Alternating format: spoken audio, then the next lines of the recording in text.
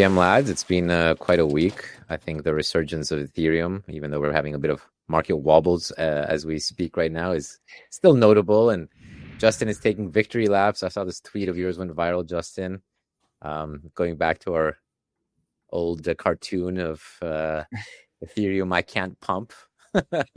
Yeah, well, it's nice. I think last episode, if I recall, Jordy, you said ETH wasn't going to go to all-time highs unless Bitcoin hit 200K. I think ETH was like 3,500 at the time of the last pod. It got up. It didn't hit all-time highs yet, but it got up to 4770, and now it's not looking too good. So we'll have to talk about the markets.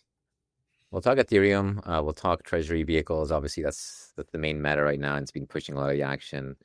Talk about stablecoin chains. We have with us Jeff Park. Jeff, you're quite a expert at a lot of these topics we're gonna touch upon, and then we'll do a bit of a segment later into some of the other subjects. But Jeff, I know you're bullish. You had this tweet out basically saying this is like the cleanest BTC. Don't overthink it. The entire setup is here. How are you feeling about the overall macro here? I'm feeling great. Even though the price action the past few days has been a little bit more disappointing, that the long-term tailwinds are still very much in place. And before we talk about treasury companies, there's actually a broader meta I think we have to keep in mind of, which is what is actually happening with global capital markets to in itself begin with.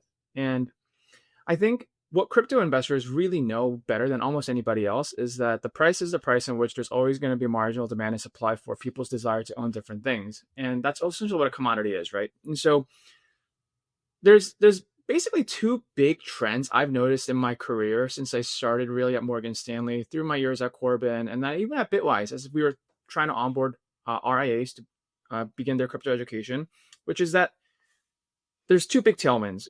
One is like the access point to the capital markets between what used to be institutional and retail is definitely blurring. And I think one thing that was really clear to me was when like the CME would have Bitcoin futures contracts that they would go to market with before the Bitcoin spot ETF, and essentially then would have micro mini contracts that were retail size. So here's the CME. They literally called the ticker like BFF, like Bitcoin, like best friend, and try to actually market a CME futures contract to retail, right? That's kind of unbelievable, right, Jordy? If you think about like what the role of the CFTC is versus the SEC, it's because it's institutionally sandboxed that you wouldn't actually have retail investors. And then you got these like private credit ETFs and other things that really should not have been accessed by retail that is coming online. And so that thing is definitely happening.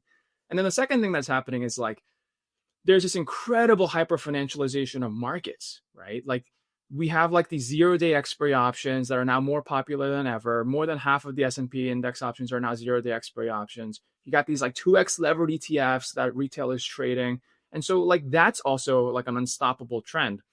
And then I think what you're seeing is like the combination of those two things amplifies what crypto investors really know, which is that ultimately all these financial assets, the product is built by the community of who can access it, whether it's institutional or it's retail or what kind of hyper financialization is behind that engine.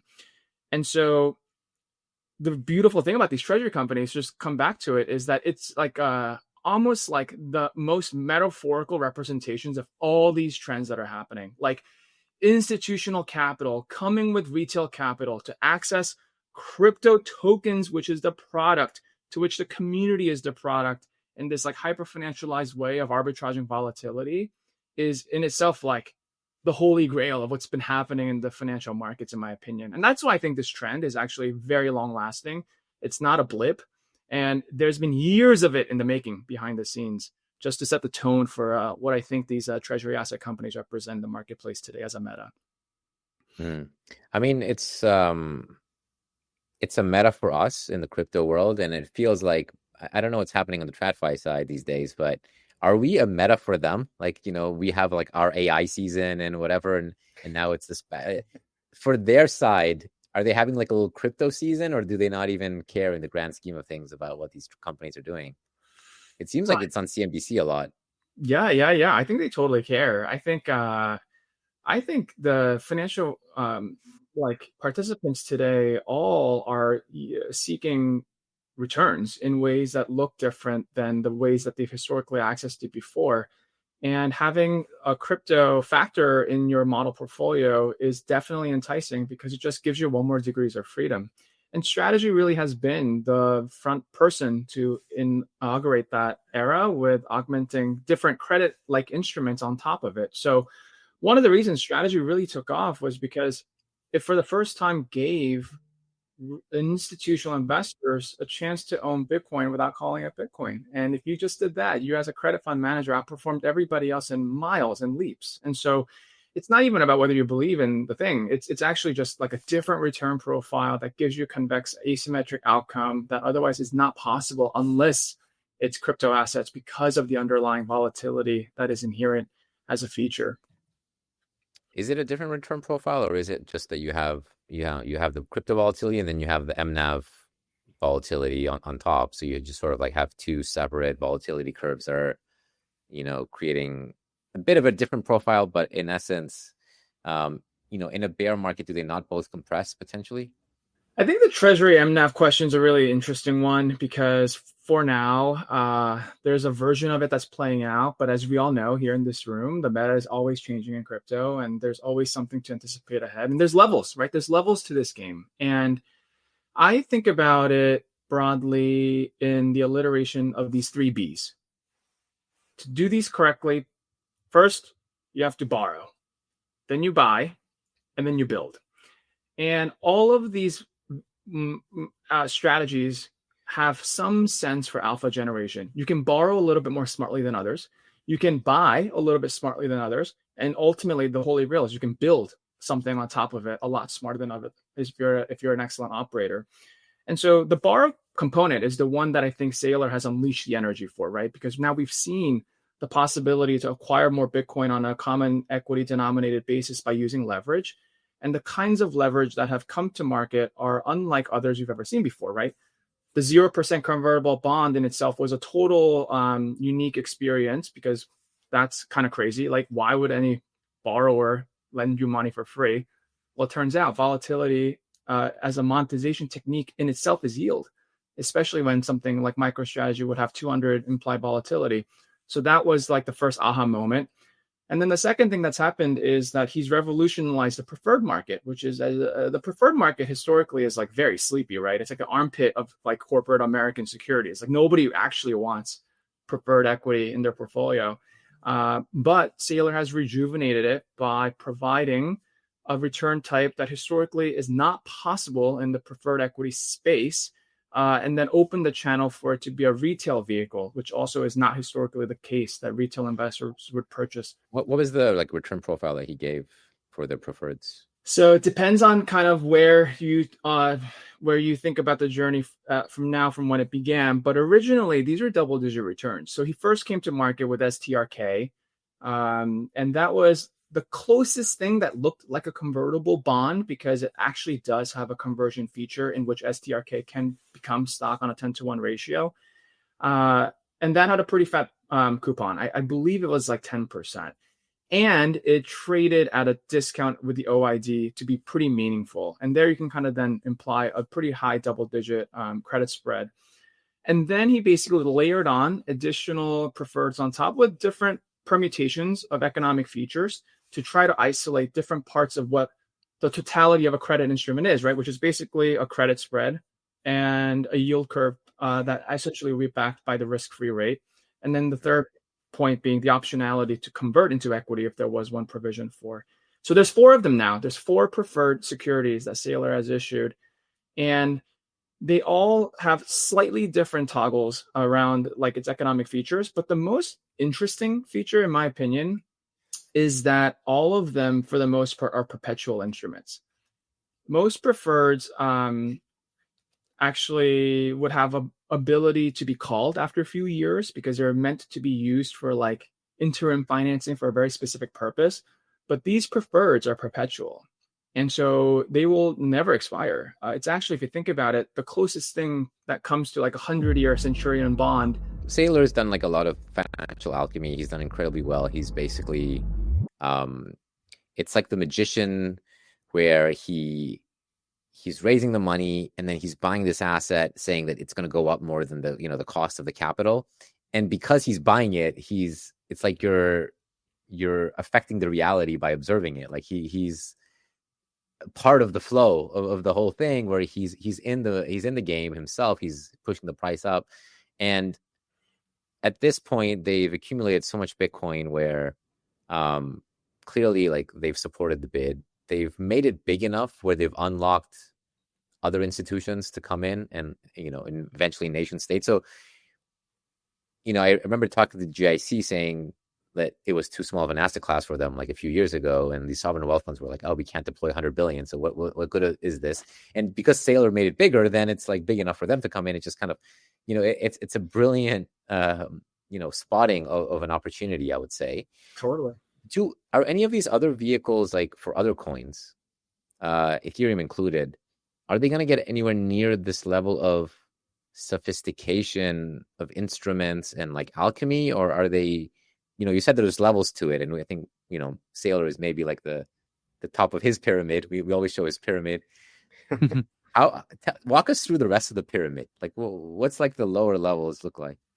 Well, I think you nailed on something that's pretty intuitive to those who are practitioners in the space, but may otherwise not recognize, which is that liquidity in itself can be a product, right? Like, liquidity itself is valuable, and volatility is also valuable with scale. And so if you can combine liquidity and volatility, it's a pretty rare thing to exist, right? Because generally, when things are very volatile, it's probably because it's not very liquid, and vice versa, right? The most liquid things on earth, like cash bonds and interest rates, they're not very volatile. So the unique thing about Bitcoin here, and the way Strategy has created this vehicle, is that it's both scalable, liquid, and volatile. So that's really essential to understanding the financial alchemy. Why did it happen, and why is Bitcoin maybe different than digital asset treasuries away otherwise with Ethereum? And the other thing is another paradox. The paradox is that Bitcoin has been exclusively been able to lean on the narrative as hard collateral, right? This is like this construct of a pristine collateral where there's a floor to which people would buy is a very uniquely Bitcoin native construct, which is essentially a credit construct. So the ability to have a credit floor while experiencing the volatility of the call option on the upside of what fiat debasement could itself look like is a very unusual marriage. Because as a credit investor, if you're being paid double-digit yield, chances are because the whole thing's burning down, or because you don't actually want to touch it, or it's actually a restructuring effort for which it's a loan-to-own situation. It's not because the pristine collateral is so good that you can just actually collapse on it and then be money good. So Bitcoin's different than I think, at least so far, with Ethereum and Solana and other assets, because that aspect of the floor as a credit investor has so far uniquely been reserved, in my opinion, for Bitcoin only. That could change. That could absolutely change. But the other side to why I think it's really interesting for these other non-Bitcoin assets to be a part of this movement is because at the core, those non-proof of work assets actually have native yield opportunities that may make sense to exist in an operating company structure more than Bitcoin itself, right? The thing with Bitcoin is that it's actually kind of lazy. It doesn't do much today. So you can't actually organically make utility out of it to be generating yield in a pretty authentic way to expand the yield premium. But Ethereum, you can. Let's talk about this. I mean, this is Justin's favorite topic right now, Ethereum. So we have these three large companies that are competing with each other. Yeah. We have Joe Lubin. He came out. He's doing this thing. You have Tom Lee, who's arguably being the savior of ETH because he's one of these he has the Korean blood in him, and he just puts these targets. We're gonna go to 100,000 ETH. We're gonna keep going, and he just kind of really makes people believe that maybe something crazy is possible. Okay, so we have quite a few actually here. Yeah. So where is ETHzilla? Is that not live yet? Because I've been hearing it's on here, that. number 10. There we go. Okay, so it's pretty small still. This is the more crypto native guys, the robot guys. Yeah. So MNAVs, I guess, are pretty dispersed. It looks like, Tom Lee has the bigger MNAV and the bigger ETH, and it's So I guess the main question is like, are these going to be very different from each other? You mentioned that they're going to try to make income. Like, are they going to sort of run like hedge funds? Like I've heard the Ezilla guys talk about going on DeFi and trying to get yields and staking and restaking. So does it sort of become like a treasury hedge fund, or like what's going to happen with these? Yeah, this is a great question. I think what Saylor has shown the path for is that there's all kinds of financing arbitrage available in crypto.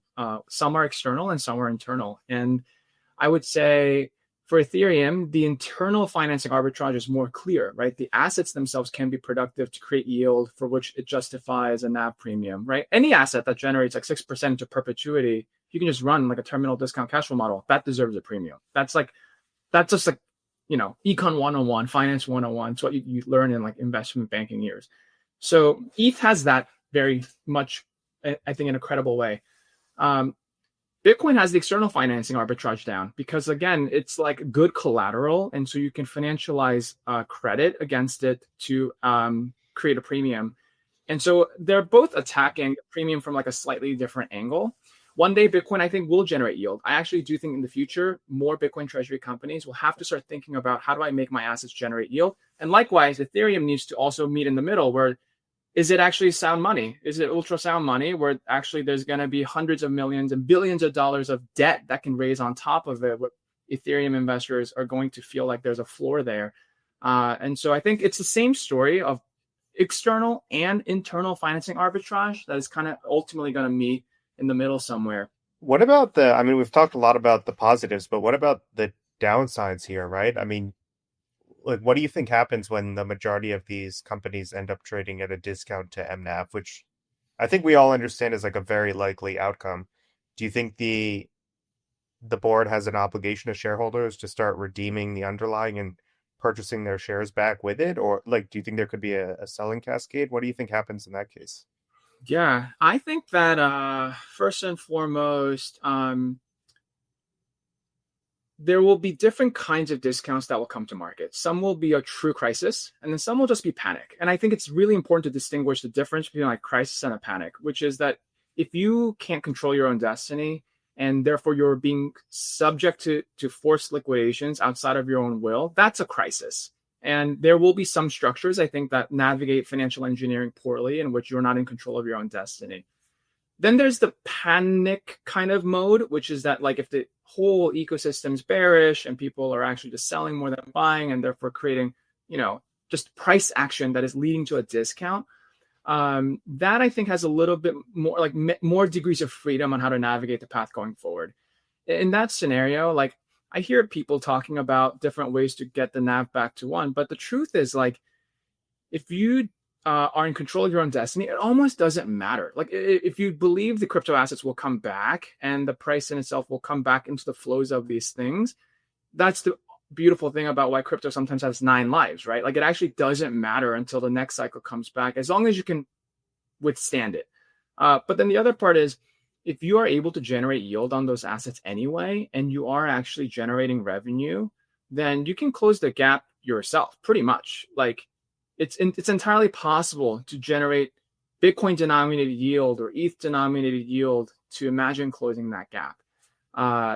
The other part of the strategy on how to collapse it is I don't think you can actually sell shares like sell the assets to buy your own equity, because that in itself is a bit of like a death spiral, right? Like the entire point of why people want you to hold these assets is because you're levering these assets on a capital efficient way. So if you sell the very assets that people are giving you the chance to earn a premium out of, that feels to me like the setup for like a reflexive death spiral. Because if your assets are going down and you're buying your own shares with it, you're enriching only the current shareholders, but you're not enriching future shareholders. And the only way these things work is you have to enrich the possibility of future shareholders. And the idea of selling crypto assets to buy shares is a closed-ended arbitrage that only helps existing. And that just will not work. But what if I've heard like some people talk about M&A and they're like, Saylor can go around and start buying a bunch of these under MNAV companies, even if they're not Bitcoin. I always say they're Bitcoin, it's very easy. Because literally he just shuts down the company and takes the Bitcoin, moves it to his wallet, and like, it's already done. If it's If it's ETH, probably like or Solana or something like that. Let's not even talk about, locked up number Yeah. 50 coin. Whoa. But Like then you imagine like Sailor is like upset at the ETH BTC ratio, so he just acquires it, dumps ETH for Bitcoin. He's like, yeah. 100%. This is the Bitcoiner's dream. It's a Bitcoiner's dream to collapse all these altcoin treasuries. legally, like, can he just buy 51% of the shares and then force that to happen? Or like how does the actual mechanics, does he need board approval? Do they need to want it to happen? Does he have to like bribe the board? Like, what actually is the mechanic here? Yeah, this is the $1 million question, and why corporate governance in itself is actually a field of study for management executives. At the end of the day, I don't know if you guys have been following this other oddity of a story with Rob Leschner of Compound, where he tried to actually take over. Yeah. We participated in that. Or I did. Interesting. I forget if you guys did as well, but yeah, some of us bought the liquor house stock. Yeah. So I think that experience would have shown you actually there's lots of ways in which corporate governance can be abused to protect the inside, and to actually attack for like a 51% takeover of these types of things. You have to be a little bit more clever about it. And I don't know if buying shares alone is the path, because at the end of the day, anyone can poison pill themselves and fend them off. This is like just a known tactic of corporate raiders, right? The smarter way to do it actually is you have to play the Apollo game. You have to lend money to them on predatory terms and collapse the entire capital structure into a cram down strategy. And that is like, I think, a way you could actually take them over. If you're a smart management team, you probably wouldn't take those terms, right? But I guarantee you there will be some people who are basically, one, not that smart, or two, not that convict in the space anyway. So they're just kind of like, all right, I want to give this like 9 more months and I'll take the money now and see if it works. And if it doesn't work, then right, if I take my vehicle, I don't care. There will be people like that too. So I think the smart way to do it is a credit strategy, but I don't think like it'll be one in which it's super plentiful unless they were genuinely incompetent or bad operators, for which, of course, I'm hopeful. Jeff, I mean, I have to say, like, hearing you talk about, like, the corporate governance and all this stuff. I mean, I know, like, we've been complaining about DAOs and like how DAOs suck and like all this stuff, but this is like whole new level, which is reminding me why, I like crypto. It's just, yeah, like if you own 51%, it means something, versus here it's like you need the board and you gotta trick them into accepting some credit that they don't want, and then I got you. Now where's my money? Oh, I want to take over your shit coins. Like, the other thing is, like, I've seen a lot of these altcoin vehicles, like the ones that are sort of official in the sense that they're backed by the founder. The founder, like the Hino one I saw, they have like full veto, like legal veto over like any token sales whatsoever. Mm-hmm. So does that create like this dynamic where like the founder has a conflict between, the equity holders and the token holders, where he can sort of like screw over the equity holders by like not letting them ever sell? Like, it's as if the asset got burnt. Like, it's there, but if he's not approving it, it might as well not exist. So it's actually like an empty shell, and he can just like let the token holders enjoy not having the supply. Like, how does this not create some crazy conflicts and legal issues? Yeah, no, you're preaching to the choir. And actually, we know this story. The original treasury companies were miners, right? And you think about how Bitcoin mining companies exist in the public market today and what little premium they actually get for their underlying business. And it's essentially the conflict that you're arising, right? So many retail investors are just upset by the executive compensation packages of these management when they haven't delivered any real value. And the whole scheme is self-enrichment, right? In the most cynical sense, as a broad stroke. I'm not saying every miner behaves this way, but in many ways, like, miners were the original treasury companies where they were acquiring Bitcoin by actually being a little bit more productive, of course, but then having that fundamental misalignment. And so this goes back to like the ultimate question of like, how do you build a premium? And I do think it's important to not underestimate the importance of like a community that needs to exist to support the product that happens to be the stock. Like, the idea of MicroStrategy, MSTR, the ticker being the product is so obvious for us, but it's not obvious for most financial participants, where they're like, well, no, like, where are the earnings? Where's the retained earnings and dividends? Like, no. The product is the stock, and the shareholders are the customer. And you must nurture the customer to then be able to do all the things with that Bitcoin to deliver more value. And because of that, I think those treasury companies that can navigate that in the most like honest and transparent way as possible, where the mission alignment is to their retail investors, they're going to win. I even heard a funny term the other day. DAT, right, became a word for digital asset treasury, and then I heard SAT, and I was like, well, what's a SAT? And they're like, oh, shipcoin, like asset treasury. Like, oh, Stack sats. there's another one. Like, so there's a DAT category, and I was like, there's a SAT category. On the topic of that, Jeff, I wanted to ask, like, if this truly is a new primitive, do you think we'll see this model for things like gold, silver, meme stocks, individual meme stocks like Tesla, ETFs? I mean, the same model could be applied for these other assets, right? Is there anything inherent about crypto that makes it better? Or do you think this trend will continue for other asset classes? Yeah, no. So first and foremost, this is like probably boring legal things that you guys never think about, but I think about it all the time, is that there's very clear rules in the US about what you can do as an operating company without becoming a registered investment advisor by the 19th Investment Act. And part of why Bitcoin is in itself a productive asset for it is because it's definitively not a security. It's a commodity. I think as long as there's an ability to imagine financialization through that lens, you can extrapolate implications for what that could be. But for example, like, you couldn't run like an Amazon treasuries company, right? Like with the Amazon stock or the Nvidia stock. That's a security. Like you wouldn't be able to pass the test. But with commodities, I think there's a little bit more room. And then the $1 million question is, like, are there commodities that are considered to be pristine collateral at the same time generating yield? And this is like the difference of gold and oil, right? Oil is like actually productive. It has yield. It's useful to people. But it's not maybe a store of value the way gold is. And the very feature that makes it good credit is actually the very feature that makes it not very yieldy. And that's like the spectrum of assets that we deal with in crypto. Cool, Jeff, just to quickly pivot a little bit, just to get your thoughts on, stablecoins. Obviously, like, there's all kinds of stablecoin chains. It feels like there's a new one every day this week. So we have ARC, we have the Stripe one now. There's a couple of Tether ones that are out. There's so what's happening, like, and what's the difference between these? Obviously, like, some of them are private, some of them are going to be public blockchains. Yeah. The era of institutional stablecoin is here. This is, like, I think what the crypto industry and the VCs have been waiting for. And I think what we're all learning is, maybe not surprisingly, they're not coming in the way that everyone had thought they might. And I think this has always been the philosophical friction of crypto, right? Like, as much as the crypto movement stands for decentralization and permissionless open source access, the reality is institutional players and gatekeepers are in the business of custody. Like, they literally exist for the sake of non-custodial outcomes.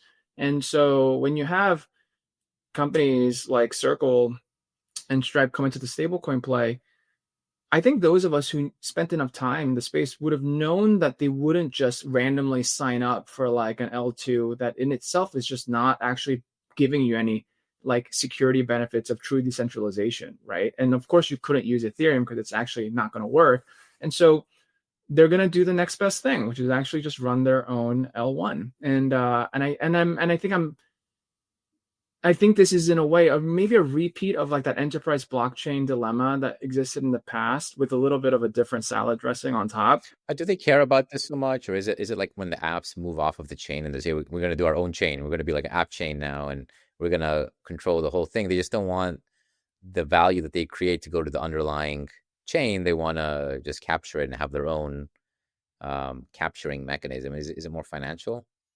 I think there's definitely that because they have all the distribution alpha, to which like there's no reason to be in partnership with those who's not providing another benefit on top. And then that's the cost benefit analysis. If you think about where the layer 2 technologies are today, they're still fairly permissioned in the way that it is like censorship resistant, right? Like there hasn't been decentralization at the sequencer level for any of these L2s. So if you're not getting the totality of all those decentralization benefits, there's no point to like living in the middle. Like what's the point of like paying other people in this like game of like crypto token economics if like the guarantee you're looking for is not being provided, which is actually having it like be totally like decentralized without control. So then you might as well just run your own chain. And of course, there's lots of reasons that companies and enterprises themselves need to be able to monitor certain permissioning.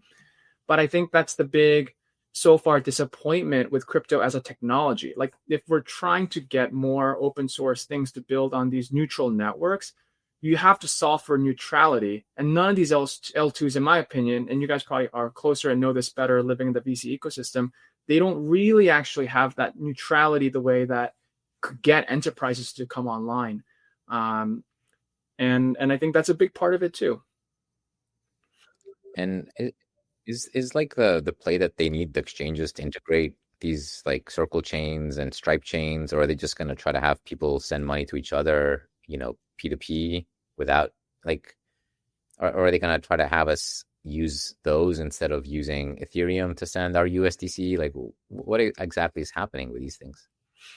I think the number one play right now, post the Genius Act and Clarity Act, which prohibits yield-bearing stablecoins to in themselves exist, is just like a efficient way to perform payment processing, where you can control like the point of sale, right, the point of access. So if there are people who just want to buy stuff and they go on Shopify and Shopify's built this GUI for which they offer these payment options and you want to use crypto, like that's no longer like a yield question. That's just like, what's the ease of payment and how do I avoid like fees on the back end if you're the end consumer in the marketplace, and the business behind that marketplace. So to me, it feels more like a payment revolution to which the winners ultimately, I think, are the ones that control the actual the distribution of how people want to pay. Because at the end of the day, like no one actually cares about PayPal USD versus like Amazon's dollar. Like it's just all dollars, and I'm just going to choose the one that Amazon lets me choose. And if Amazon lets me choose the one there in the consortium, well, that's the one I'm going to choose. So I think that's where you see what Stripe is doing to be a pretty meaningful thing, because Stripe controls a lot of these gateways. And if you take it one step further, actually, Circle launching Arc in itself, in my opinion, is slightly competitive to Base and what Coinbase would actually want to do with payments on Base. So even though it feels a little bit like they're all playing nicely in various cooperation, like there are definitely hidden kind of leverage and power dynamics here as to like who's the value capture in bringing the stablecoin market to life. Jeff, thank you so much for coming. I mean, these are the topics of the day, and we have to get more and more educated about the things that might happen, both with mainly the DAT companies, but of course, stablecoin chains as well. So thank you so much for coming on. Thanks for having me. It was such a pleasure. We'll do it again. All right, everybody, we have a treat. We have a back-to-back here. So we're going a little bit different now, a bit more crypto native. So Dim Selk is with us. Dim is an extremely strong trader. I'll introduce him. He's joined Selini now, so I'm very lucky to talk with him daily now. But I wanted to give you guys a treat, have somebody who really understands the markets come on and chat with us on what he's seeing as well. Dim, you are a young dude, but you're wise beyond your years. How long have you been looking at all these crazy markets like a DGen? Yeah, I mean, it's probably been like 8 years now. I think I started looking at crypto in 2017 and never really stopped ever since. I started with XRP and then I guess became a little bit more sophisticated after that. You should have just held your XRP, not hold ETH after all these years. You know what? I mean, my I guess the size of my portfolio was too small, but in terms of total returns, XRP was a good one. I saw it at like 2-3 cents or something first time. Well, according to Coinbase Institutional, we'll have to show this tweet. The size of everyone's portfolio is about to get really big. Apparently, these experts at the institutional Coinbase have declared just before we had like this correction that altcoin season is coming and the transition to a full-scale altcoin season is likely. And they try to give you this very official-looking outlook report using all the macro trends and Fed rate cuts and whatnot. Yeah, I don't know, like if this was the top signal. Hopefully, like, but like this was the most cringe thing. I mean, it's like the how do you do kid kind of moment. Have they ruined it for everybody? Dim, like, what was this? I mean, I think always look at the messenger. Who is pushing out this propaganda? It has to be an exchange. It has to be Coinbase. So it kind of makes sense. But yeah, I guess it's just one of the things that you see as a potential, at least local top signal. I mean, I was doing a mental kind of experiment last couple of days, and I was just been thinking, what would the market look like if we just didn't have ETH, or the ETH kind of idiosyncratic bid that we're seeing from the treasuries? And, you know, at the same time, you would remove any kind of beta effect to altcoins. And so imagine a scenario where the ETH doesn't exist. It really would just be a Bitcoin story. It would be nothing else out there. So, you know, I'll call it psyops. Let's talk bull case and bear case. So, I mean, the bull case is, you know, I've always been saying that to actually get any kind of alt season, you need ETH to come up because ETH is the one that's most widely owned. Now, that was true definitely last year.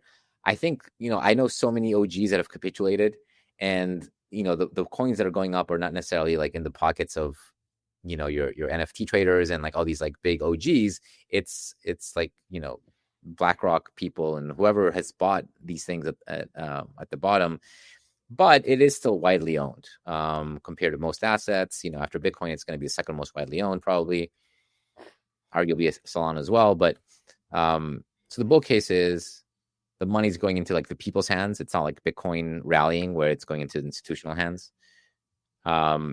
So we can see it's more lasting, more effect. The bull case is, you know, Tom Lee is finally getting the animal spirits going, and this has to just be the beginning. And what else is the bull case here?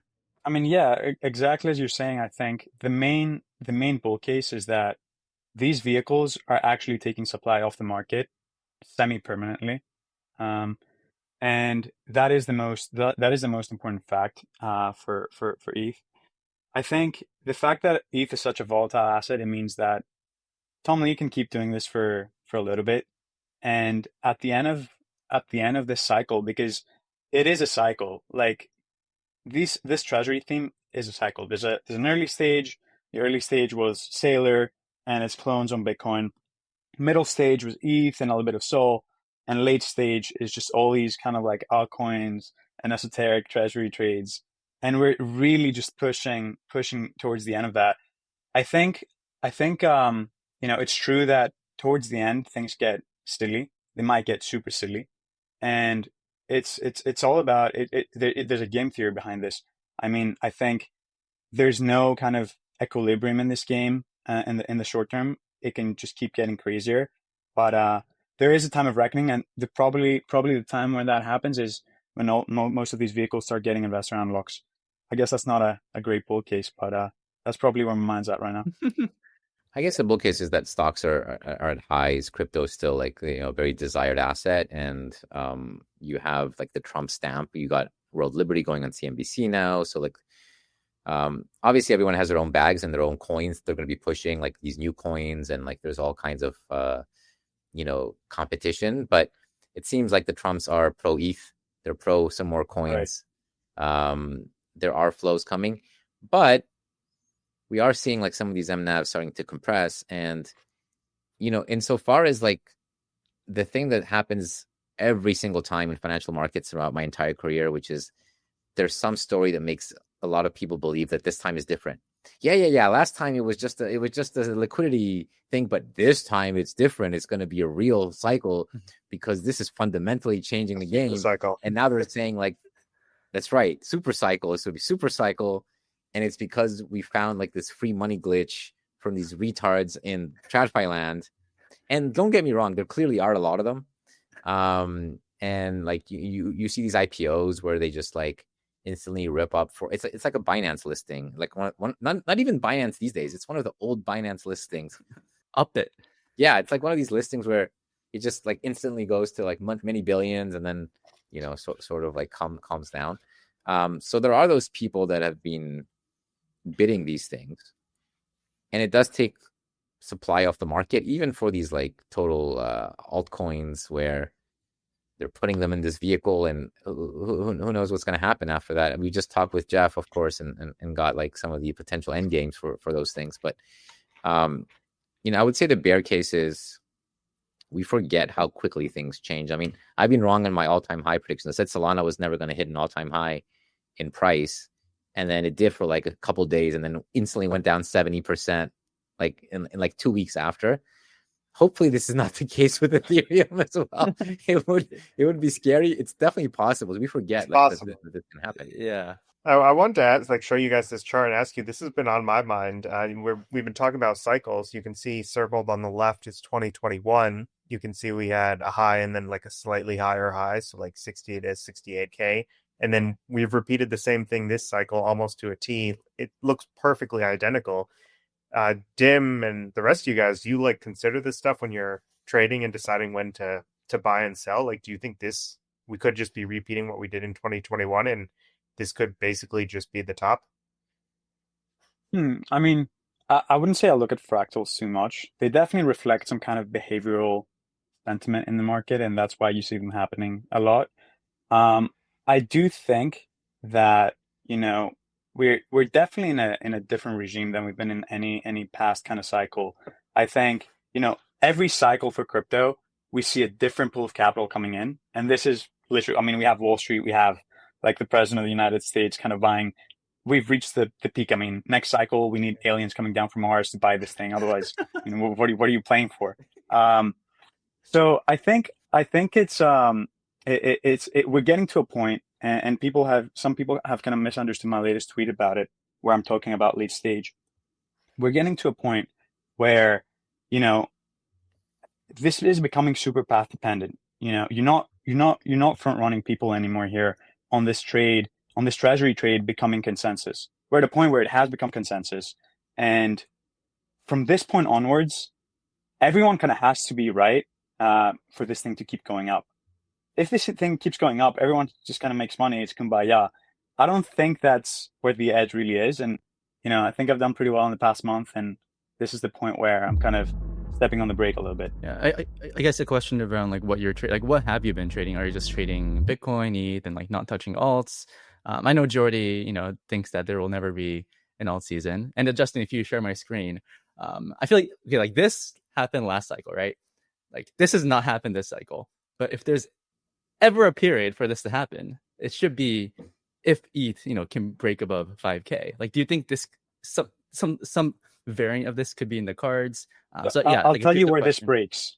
Yeah, I'll tell you where this breaks. This breaks because the pool of capital that you're seeing this time has absolutely no interest in bidding anything else other than ETH, Bitcoin, or participating in these kind of short-term games with treasury trades for small altcoins. So you're not going to see these types of rotations. This is the retail formula, So what your question kind of implies here is that retail is going to come back and is going to create that flow of capital, but I don't see it happening. So I'm closer, I'd say, with Jordy in the sense that, like, why do you not see retail doing that?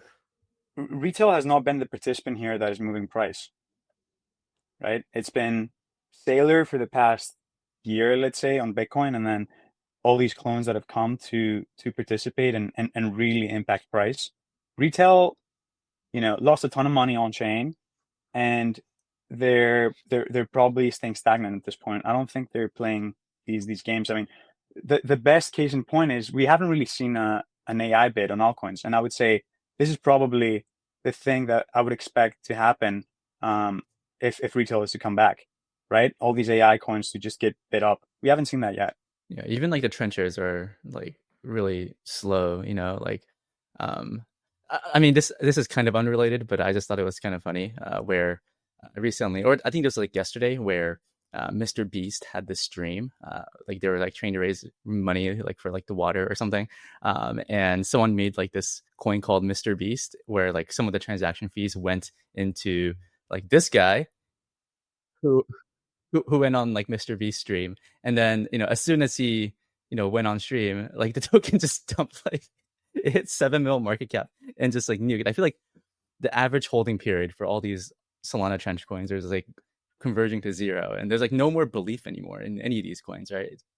I definitely agree with what you guys are saying, but it's one of these things where you can't really predict it until it happens. Like no one would, like DeFi summer, you probably couldn't predict. NFTs, you probably couldn't predict. Meme coin meta, you probably couldn't predict. AI meta, you probably couldn't predict. Like, I totally agree with you guys, but I think if we assume ETH hits all-time highs, like I think it's very possible that we enter a new game and there's some sort of new meta that gets people excited and hyping up a new sector of coins.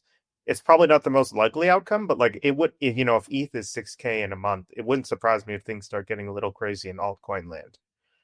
Yeah, and I guess like DATs have been the meta, but like I think Joe Lubin like said that like they might start aping ETH on chain, right? And that could actually lead to something. It's kind of hopium, obviously. It's kind of predicting something that hasn't happened yet.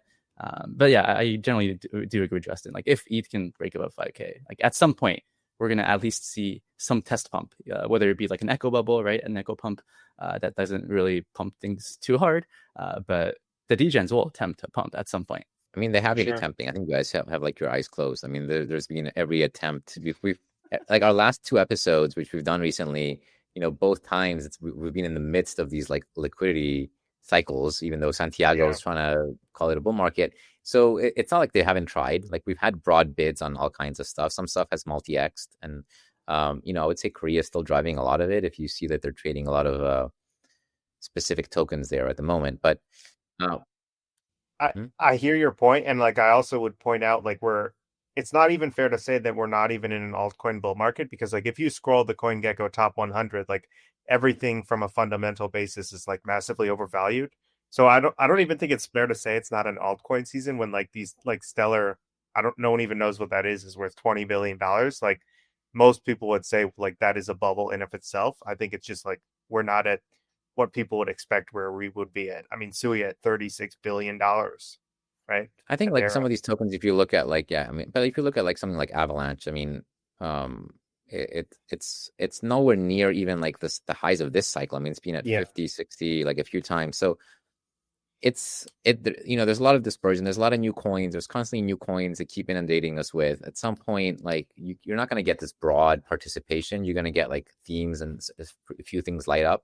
So right now there's like a stablecoin theme. There's like a few themes going on. Yes, AI one hasn't really come back. Maybe it will. I think we don't know how high ETH is going to go based on these flows because we don't understand them. They're not our fucking flows. They're not the crypto. They're not us. And how do I know? Oh, speak for yourself, Jordy. Justin, we have both spent 2 years suffering holding this bag. Yes. And like, you're starting to exit. I've already been kind of exiting in the fours. I have a little bit left, but like, my point is like, yes, it can go higher, but it's not coming from us. It's coming from like this like new game, this new Ponzi game. Maybe it goes to 7, 8, 9, 10. Who knows? I don't think it goes that high. I think maybe like there's a little bit more, but there's a lot of people waiting to unstake. The queues are 20 days. There's no liquidity on the, you can't really sell like the staked version. So they're trying to get optionality. They want at least optionality. They want to be able to have the trigger ready to go, 5K, whatever their target is, 6K. People have different targets. As like a smart like participant, yes, I can try to time this thing. I just don't want to participate in it. I'm happy, I'm happy it came up. I'm gonna wait and see what happens. I have no interest in like top blasting or like keeping my bags. No, if we go to 7 and then like Justin, if we go to 7 and then we dip back to like 4.5, maybe it's the same price as it is now, and I'll be like much more positive on buying because I've seen that like there's enough firepower to get something done. I agree completely. Like, I posted this. It got a lot of engagement. Like, I've committed to myself publicly as of our last episode, and then I tweeted this. Like, I refuse to become a community member again. So a few days ago, August 13th, 2 days ago, I delevered all my ETH. I paid down some on-chain debt I had, and I sold 5% of my ETH. And like, I think after this call, I'll probably sell another 5%. Like, it's just sometimes enough is enough. Like the price, like we've all done very well if you've held ETH through this, terrible time. Sure, not as good as Bitcoin, but like it's been enough for me. And like, I have to be okay with having great returns. And like, if I miss another 50% move or don't time it perfectly, that's totally fine. But I just refuse to round trip again. And I think there's like a very high likelihood that that happens to ETH. Like, I don't think this is your last chance to buy below 5K. I think you got time. That's exactly the right way to think about it. Tom Lee sends his regards. Yeah. Like, is this going to be like the last chance that we'll see at these prices, No given what we've just shot. experienced? Like, I guarantee you in 2026, like there is going to be like, and I tweeted this too, is like, I'm selling here because I want to be able to buy Bitcoin when it takes its next 50% dip, right? Like that is my plan. Like, I'm not timing this perfectly. ETH could go up. I really, really hope it does. I still have the lion's share of my ETH, but you got to start taking profit. Like, I think the vast majority of the returns have already been made, right? 1,500 to 4.5K is like a 3x, right? We're not 3xing from here, so you got to start taking profit. And Dim, like, do you think, like, even if like Tom Lee, like, keeps preaching, can he actually make ETH like a store of value like Bitcoin? Because it feels like that ultrasound money thing, they tried it didn't really work. And if it's not a store of value, then is there really any justification for going into the trillions? I mean, obviously the flipping narrative makes absolutely no sense to me. But price precedes narratives. I think if ETH ends up trading at 6, 7, 8K, people will make all sorts of claims. It's the real store of value. No, there's plenty of claims you can make. Like there's a narrative, right? Like, it's the internet economy asset. There's a real yield on We've it. been through this. Stable Like, coins. we've already done it. Like, We did this 4 years ago. Jordy's sick of it already. Yeah, we've done this many times. Okay, but we've done it for Bitcoin, and like every time inflation no, I mean for peaks, ETH. Bitcoin goes right. But I'm just saying, like Bitcoin, people are comfortable with Bitcoin now, even though Bitcoin, every time inflation goes up, Bitcoin crashes, right? Like every time we have a recession, Bitcoin is not some uncorrelated asset, right? Like gold, it's traded as like high beta tech. I just think people's memory is short lived, and like a big green candle will solve all of these concerns for ETH. Yeah. A big green candle. All it takes is one green dildo. I mean, you can already see that, right? Like everyone, including some of like my own opinions and our guests, are like, oh, okay, maybe L2s kind of make sense, right? Like maybe this is about ETH becoming money and not getting revenue. Like you're seeing that on the timeline. You're seeing that when you talk to people. Like I totally agree with Dim that like price is the main driver of the narrative here. But that being said, like I think you got to be taking profit if you've held ETH this entire time. Like you're crazy not to. And GCR said, if you secured your future, secure it. And I mean, GCR also said ETH is going to 10K though. So and apparently, Jordy, share my screen, Justin. The GCR prophecy has been fulfilled. Do you see this? It has been fulfilled. It hit 10K. On like lighter exchange has filled people at 10K. So there you go. If you wanted to sell ETH at 10K, if you're using the right exchange, if you were not on your Hyperliquid, if you were on your lighter, you would have gotten your fill at 10K and fulfilled the prophecy. Actually, a question for the Selini boys. Like, if you got, so like, I guess like them, like if you're, taking a step back, like, what are you doing? Are you like long Bitcoin, short alts? Are you stablecoin farming? Like what are you doing now? Yeah, so I'm doing a couple of things. First of all, I've downsized my trading book, taking it back to a level where I'm more comfortable, and I'm focused on scalping because volatility is not going away. Volatility is going to remain, and you're going to have amazing long opportunities and short opportunities, just like we saw yesterday. But I'm not really, to answer your question, I'm just not really interested in placing any crazy swings at these prices and just hoping price keeps going up. If we see that happening, I'll just reconsider and try to understand where I'm wrong. But for now, I'm just more in a scalping mode, a little bit of delta neutral stuff. And yeah, taking August chill. I mean, there's not much to do. Liquidity is a bit thinner, and to be honest, besides this year, I think every other August has been a pretty bad experience in terms of trading. So yeah, I'm not trying to mess it up. My bias is always like I feel like Bitcoin is cheap compared to other assets and what's happening and the adoption. So even though I'm not super sold that we're having altcoin season, it's hard to take off the Bitcoin exposure. So I'm keeping Bitcoin exposure on. I am a little bit perplexed, like who suddenly is like selling so aggressively sometimes. Obviously, we had the one guy selling 80,000 tokens. There seems to always be sellers, and we have to keep flushing them out slowly and grinding up. Yeah, and I mean, Sailor made a conscious decision to, cap reflexivity through this pref equity thing, and he's adding leverage to the system in a smart way, but that definitely caps the expected ATMs that he can do, right? So that's why all the interest has kind of moved to ETH and kind of alternative assets. So I agree with Jordy. I mean, it's definitely the Bitcoin story is there. Bitcoin's pristine, but yeah, a little bit murky waters here. Any alts that you guys are liking, Justin and Taiki? Like, is there any like coin that like a new thing that obviously like the pump token has been interesting to trade. I don't know if you guys have traded it. It's hit the lows and then it came all the way back to ICO price. So it was at 4 cents, a little bit above. I'm long a pump competitor. I talked about this last week, but I did the ICO for Heaven, the light token. That go. It's in the green. It's in the green. You can share my screen. So the ICO was like at 45 mil. Honestly, like I kind of feel disgusted at myself. Like I don't know about you guys, but I'm getting so burnt out from the Solana trenches. Like as soon as I buy a token and I'm underwater, I just feel so dirty, and I just feel like I've done something that I shouldn't have done. Like I feel like I need to like semi-retire from the trenches for a little bit. Fortunately, it looks like I'm gonna make money on this thing, but I'm just like, what am I doing, right? It's like it just feels like everything is like PvP, and I don't know. Like the professional trenchers on Solana are so good at what they do, like figuring out how to extract. I mean, they'll take the lunch money, like they'll take $50 from some kid trying to follow some coin. They're it's become such a science now that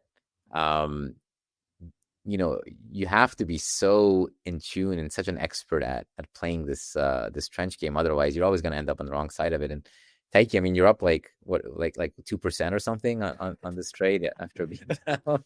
I think I'll make a little bit, but it was not worth the stress. And Dim knows the other coin I hold is Maker, and this is horrible. Like I'm in pain. Dim and I used to chat about Maker 2 years ago. I remember this. This is how I got to know Dim. Yeah, we tried. I've taken a step back. But as far as your question, like new stuff or altcoins, nothing I really want to shill. Nothing has been too exciting these days. You sold your pump, right? Yeah, I sold my pump at like so I sold it at like 0.03435, and then I rotated it to an ETH long at like a great price, and it worked out. But pump was not a good play for me. Didn't take profit on that. So yeah, I mean, otherwise the large L1s, I mean, we've had BNB kind of be pretty constructive, I think, because they have their treasury buys and there's some momentum there. Maybe I don't think those buys have happened yet. So BNB did break an all-time high. Yeah, XRP has been surprisingly weak. Maybe that kind of is a sign that what are you surprised about, Jordy? Surprisingly weak. It's just it's not anything. It should be $1 billion. It's surprisingly strong. Well, if you look at the volumes on Korea, it's still number one coin. So there's still like a huge amount of like retail participation going on there. And I don't know if like the insiders are selling a lot, and maybe that's why it's been performing so badly. It's a good time to have some moderation, I think. Take some profits and wait for dips. Just like as much as you believe in the future of this industry, which I can assure you I do as much as anybody else, like you can't let yourself round trip this, especially if you've done well. Like cutting 20% off, 30% off, you still have a ton of upside there, but make sure you secure some profit. And it's not a bad time to do so by any means at the all-time highs. Absolutely. All right, let's go to pasta. I think we got some good ones today. I haven't seen all of them. Justin, are you going to show us your secret pasta you've been hiding from us? Sure, yeah. So I mentioned the pump trade. Unfortunately, it didn't go too well for me. I know, Elon's a Jew. I'm a Jew as well. And so I think I got a little bulled up unnecessarily. When I saw these tweets, I got a little too excited. So Elon said that the first tweet on the 16th, he said, fuck it, Jew mode, and that marked the top. And then, we had a really tough time. Like, I got liquidated on my perp, re-entered, sold it. It continued to go higher. And then I saw another tweet, another Jew mode tweet. And again, that marked the top. But fortunately, I was not tricked this time. I did not long the second time. I was in my ETH long, which was doing well. But this has been confusing. I'm not going to lie. It's been confusing. Yeah. Oh man. And, Okay, that's a very good one. Yeah, Third time's I have a charm, second right? pasta though. I have a second Second pasta. pasta. Okay, let's So get the second pasta. up until today, right, where ETH is now at like 4,400 at the time of recording, like I've been pretty euphoric. And every time I see ETH go a little higher, I think of Jordy when he said, ETH's not hitting an all-time high. And I keep thinking I'm going to text Jordy and have this conversation here. So Jordy texts me, I'm just not in a good place right now. Damn, in stables. That's literally what I was thinking the whole time. ETH was running up to like 47.7. Okay, maybe it'll happen. Maybe I'll text you at the all-time high. Still early. Still early. Waiting for that text. That'll be my sell right. signal. Taiki, what do you got for us? Yeah, mine's pretty simple. I'm way more optimistic than the markets and you guys. I think we are going to see more pumps, and that's because Chamath has yet to do a digital asset treasury company, so it's not the top. I'm very bullish. I see he responded to this tweet here with like the thinking things. No, maybe. Oh, I didn't even see this. Wait, what? Oh my god! Sell 10% right now when you're watching the stream. Look, Joe Lubin says, "Come on, Chamath, get some ETH." This is a great tweet, actually. Yeah. Beltham has knocked it out of the park. This is a fantastic one of the best I've seen. Yeah. Oh wow, okay, it's gonna be hard to top this. Dim, what do you got? Yeah, all right. I mean, I don't know. Probably Kobe created this dump. I mean, I don't know what's happening. So whenever he posts a new profile pic, it usually marks the bottom or a new trend. You just have to go put the timestamp on the chart, and you'll just see what happened. 24 hours later. I mean, chart speaks for itself. You can see there with our friend Cochrane. He's been Cochrane in the forest. Looks so real. Oh man! Wow, look at this video. Price. There's a video. Like, it's legit. Oh, That's wow. That's an actual video. Can you put the VO? Holy shit! Was that? Are they gonna start making out? Oh, on the Ethereum price. Oh, wait, what? Oh, remember there was like that BitBoy versus Ansem boxing match, and they started making out. Oh wow, they're getting like the building. Man, VO is insane. AI is really it's crazy. And the other thing that's crazy about AI is that it sort of has this, like we talked about the neutrality of it. It can give this non-human opinion. It's intelligent, but it's non-human, so it doesn't have like a bias. And so people have been using it on Twitter to, whenever there's like any kind of argument, they immediately go to Grok. And one of the latest victims of this was the creator himself, which goes to show you that there is some neutrality. So my pasta is not exactly crypto related, but tangentially. So if you scroll up here, there was a bit of an argument between Elon and Sam, where the idea is Elon correct that Apple is giving front page views to OpenAI and being doing something antitrust related? Sam says this is like a remarkable claim, given that all you do is benefit from X using its algorithm to promote yourself. Elon says, well, you got 3 million views, buddy. So like, obviously I'm not manipulating it. And somebody asks Grok, he's like, hey, Grok, who's right? Don't be biased. And Grok says, based on verified evidence, Sam Altman is right. Musk's antitrust claim is undetermined, and Musk does have a history of directing X algorithm. So, this is something that I think people underestimate in the short term, but it's going to ultimately be such a powerful thing, having like this like referee that is clearly like not designed to be biased. I mean, obviously like these AIs can be biased, but insofar as we start treating them as like as a referee, I think they'll be used more and more in all kinds of situations in society to be like a like an escrow of sorts for who's right and who's wrong. So I mean, it's pretty cool. You got to give Elon and Grok credit for letting Grok FUD Musk. yeah, I think it was Good. great. Yeah. Yeah, I still feel like you found like a remarkable pasta. So like that was very good. We'll I put the think I poll had up. pretty So good couple ones. I don't know. But it was no, I think if you just did the Jumu, that you would have won. But the second one, you started well, and then you have to. It's hard to top that. Yeah. yeah. It's unlikely that I'm going to be texting you that I'm not in a good place, and Hey, let's see what happens. Decision time. Watch and learn, buddy. Tom Lee. Let's see what happens. Cool. All right. Well, Dim, thank you so much for coming on. We'll have you on again. Thank you, guys. It's been good having the real alpha from the source. Everybody, we'll hopefully see you very soon. Take care.